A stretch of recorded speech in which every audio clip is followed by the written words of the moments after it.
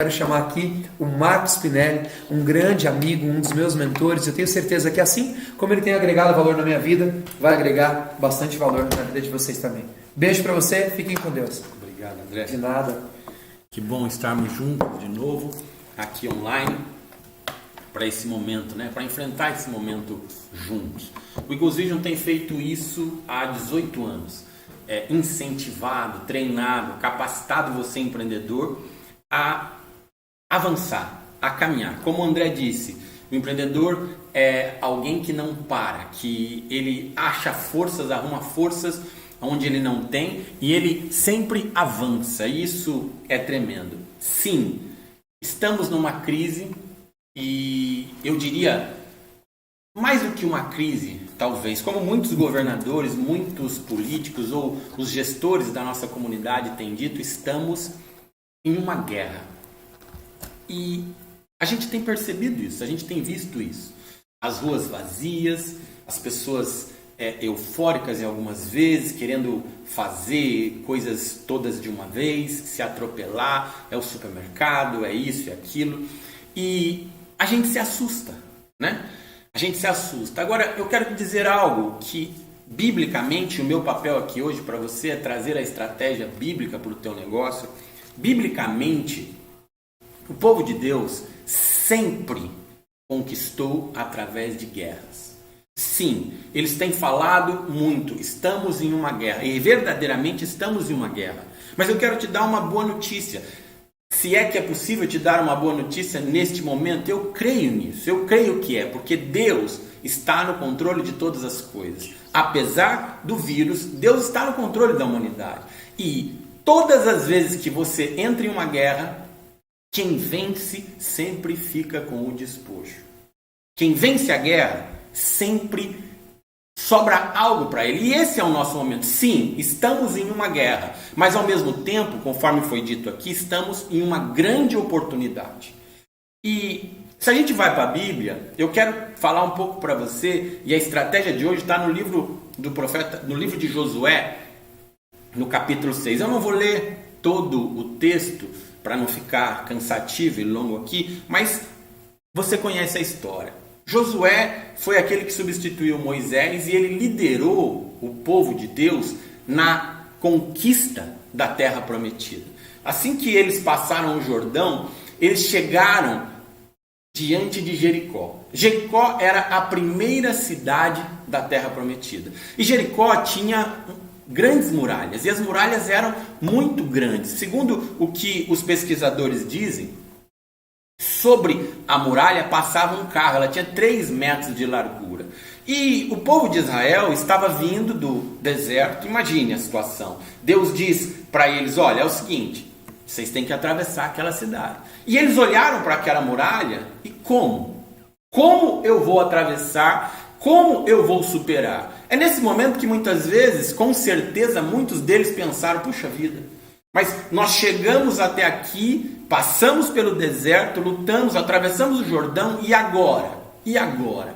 Agora nós estamos diante de uma muralha intransponível. Naquele tempo, obviamente, não tinham escadas, não tinham tratores, não tinham canhões, era na espada, era uma luta corporal. E, como sempre, Deus não abandona os seus. Guarde isto. Seja no momento de crise, seja no momento de alegria, se você estiver com Deus, Ele vai estar com você. Não temas, Ele estará contigo. E naquele momento, Deus fala com Josué e dá para Josué uma estratégia. E a estratégia é: rodeie a cidade uma vez por dia durante 6 dias. Você rodeia a cidade com a Arca da Aliança na frente, os sacerdotes tocando a trombeta, os soldados um pouco na frente, um pouco atrás, ninguém fala nada, ninguém abre a sua boca. Vocês vão rodear a cidade por 7 dias, por 6 dias. No 7º dia, vocês darão 7 voltas na cidade. E na 7ª volta, vocês vão tocar a trombeta e o povo vai então poder falar e gritar e as muralhas vão cair. Talvez para você, para mim, pareça loucura. Mas eu quero te dizer algo, meu amigo. As loucuras de Deus são mais sábias do que a sabedoria do homem. Então, a gente não discute com Deus, a gente obedece. Então aqueles homens naquela sétima volta gritaram, tocaram a trombeta e as muralhas caíram e eles subiram naquelas muralhas, dominaram aquela cidade. Sim, foi um milagre, foi miraculoso aquelas muralhas caírem, mas eles entraram, conquistaram aquela cidade e aquela foi a primeira batalha de muitas que viriam na conquista da terra prometida. E foi uma grande guerra em que o povo de Deus saiu vitorioso. E o que nós podemos tirar de ensinamento neste momento para as nossas vidas? A primeira coisa é isso. Nós estamos numa guerra. E em uma guerra você precisa se preparar. Existirão momentos de vitória, de euforia, existirão momentos de preocupação, existirão outros momentos talvez de desespero, mas você precisa estar seguro em Deus, que Ele está contigo. E numa guerra, meu amigo, a primeira coisa que a gente precisa saber é: não se intimide, não tenha medo, porque quem se intimida na guerra perde. Quem se intimida diante de um inimigo, perde. Você como empreendedor, como empresário, neste momento, não pode temer. Assim como o André já disse aqui, você não pode temer. Imagine os soldados de Israel se eles tivessem tido medo naquele momento das muralhas. O que eu quero contar para você é que, por trás das muralhas, o povo daquela cidade de Jericó, sim, estavam temendo, porque eles já haviam visto tudo que Deus havia feito pelos filhos de Israel, pelos teus filhos. Você não pode temer. Neste momento, é o momento de você olhar para trás e ver, lembrar, levantar memoriais sobre tudo aquilo que Deus já fez em teu favor, em momentos de dificuldade, e ganhar coragem, crescer, não por tua força, mas pela fé. E neste momento, não desanime, não tenha medo, seja corajoso. Avance. Segundo ponto, assim como eles marcharam, você não pode ficar parado, você precisa fazer alguma coisa.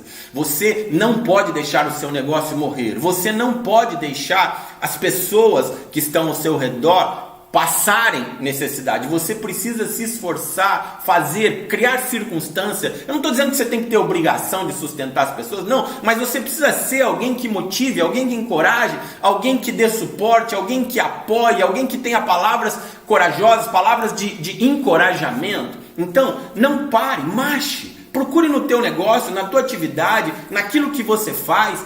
Procure algo que você possa fazer, algo que ninguém esteja fazendo, algo que você seja bom no teu produto, na tua circunstância. O André falou aqui algumas coisas, sim.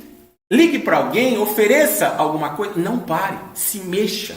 Faça alguma coisa. Não busque outras atividades. Não, é aqui, é no teu negócio, é naquilo que você já vem fazendo. Fique firme, mas se mexa. Não é momento de você ficar parado, deitado, deixar os pensamentos ruins virem. Não, se mexa, marche. Assim como o povo de Israel fazia, eles ficaram marchando por 6 dias seguidos ao redor daquela muralha. Segunda coisa,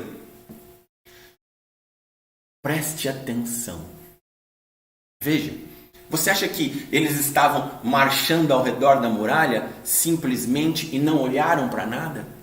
Não, com certeza eles estavam observando e planejando como seria depois que a muralha caísse. Estavam olhando e observando quais eram os pontos fracos, quais eram os pontos frágeis. Sim, se você está tendo tempo neste momento para pensar no teu negócio, para pensar na tua vida profissional e também para pensar nos teus concorrentes, para pensar no teu produto, pense, olhe, analise, planeje, aproveite o seu tempo.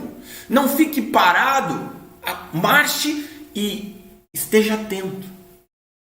Aproveite as pequenas oportunidades e analise a sua vida. Como o André disse, planeje as coisas que você vai fazer depois que esta guerra passar, depois que as muralhas caírem. Quarto ponto, mantenha silêncio. Olha que interessante, que Deus deu essa direção para Josué, e Josué falou para o povo, enquanto eles estavam marchando ao redor da muralha. E a muralha não havia caído. E eles estavam lá, primeiro dia, segundo dia, terceiro dia. Ninguém abriu a boca. Ninguém podia falar nada. Sabe por quê?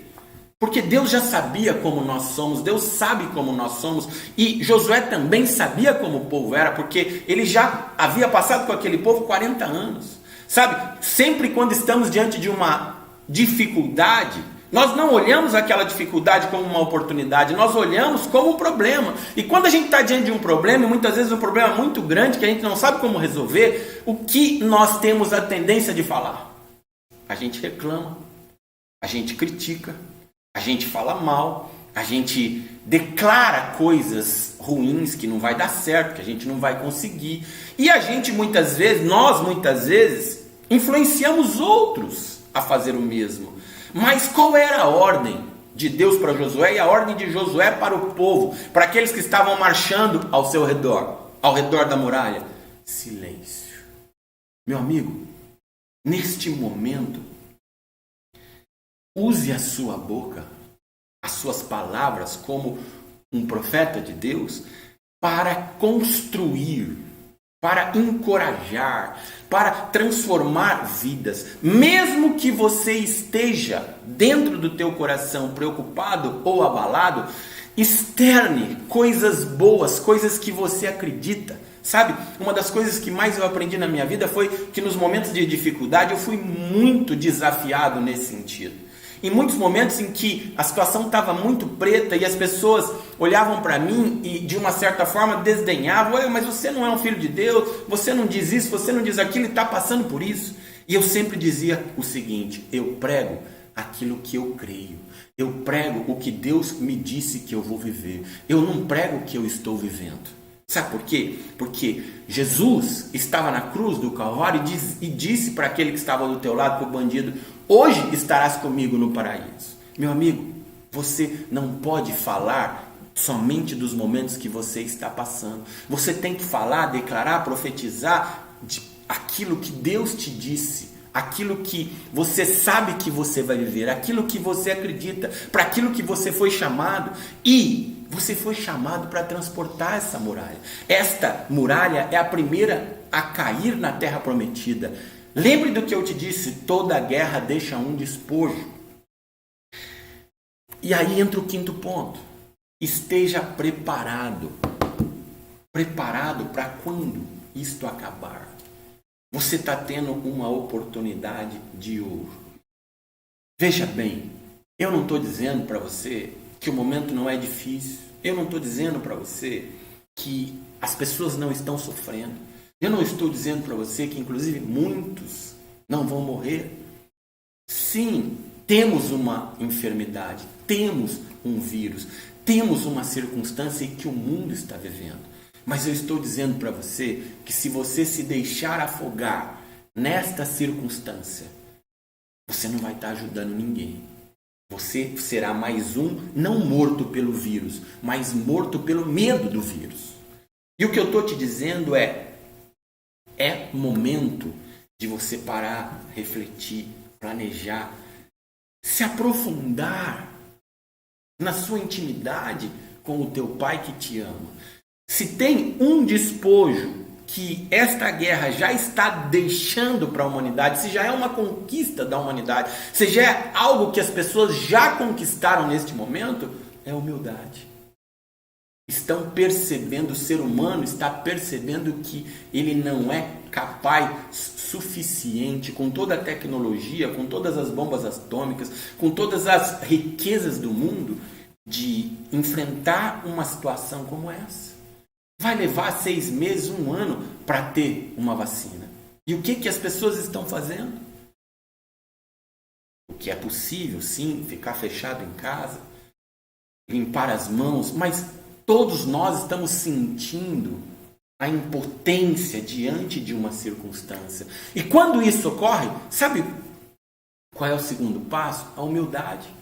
A introspecção, a olhar para dentro de si e a reconhecer que existe um dono do mundo. Eu não sei, você com certeza não sabe, mas o que eu sei é que eu preciso aproveitar esta oportunidade para me aproximar de Deus. para ter mais humildade, para conhecer as minhas limitações e para aprender a fazer as coisas certas. Meu amigo, não resta dúvida.